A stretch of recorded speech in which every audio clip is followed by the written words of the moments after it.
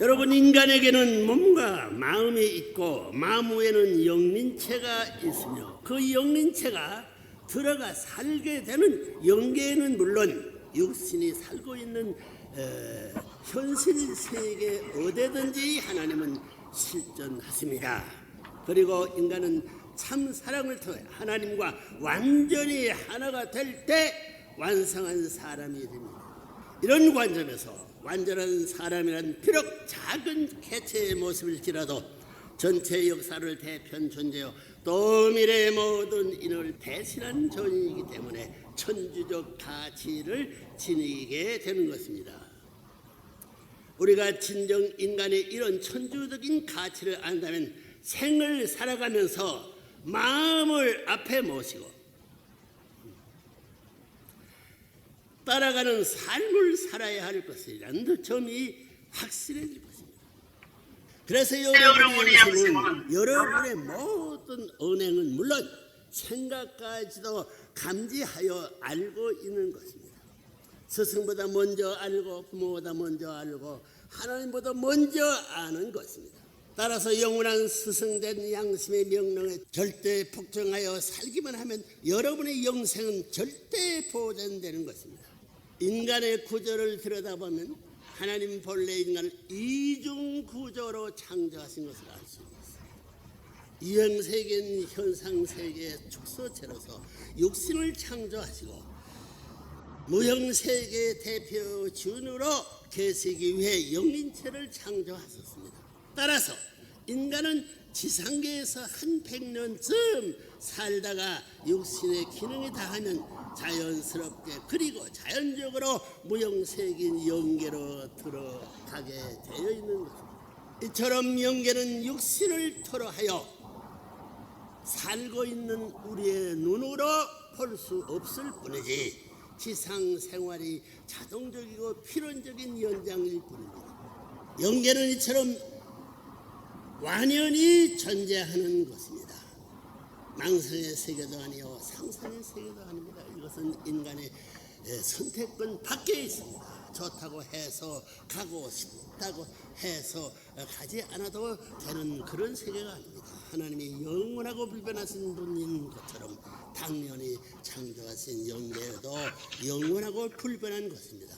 우리가 지상계에서 육신을 쓰고 현상세계와 각종 관계를 맺어가며 사는 것과 마찬가지로 영계에서 인간은 영린체를 갖고 영계의 모든 현상과 밀접한 관계를 유지하며 살아가야 하는 숙명적 존재입니다. 그런데 인간이 영린체와 육신의 관계를 놓고 볼 때 보다 더 중요한 것은 육신이 아니라 영린체라는 것입니다. 육신은 한 100년쯤 버티다가 간다고 하지만 영린체는 시간과 공간을 초월하여 영생하는 것입니다. 제 아무리 지상에서 호의호식하며 잘 사는 사람이라도 결국은 죽는 것입니다.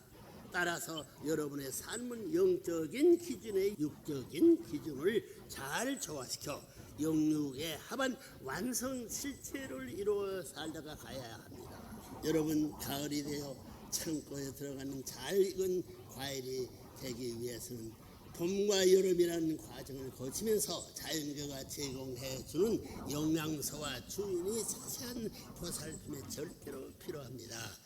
게으름으로 무식한 주인을 만난 과수원의 과일은 각종 질병과 악천후에 시달려 익지도 못한 채 낙과하거나 본래 먹은 과일로 분류되고 말 것입니다. 과일은 과일이지만 다 같은 과일이 아닙니다.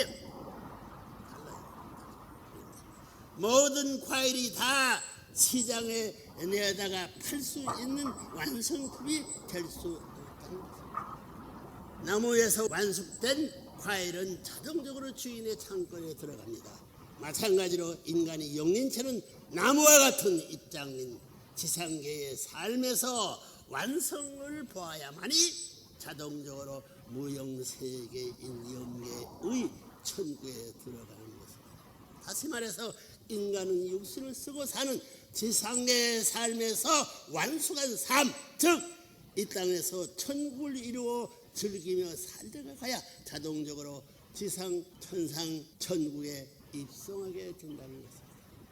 지상에 사는 동안 여러분의 일거수일투족을 이와 같은 하늘의 공법을 기준으로 하여 하나도 빠짐없이 여러분의 영린체에 기록이 되는 것입니다.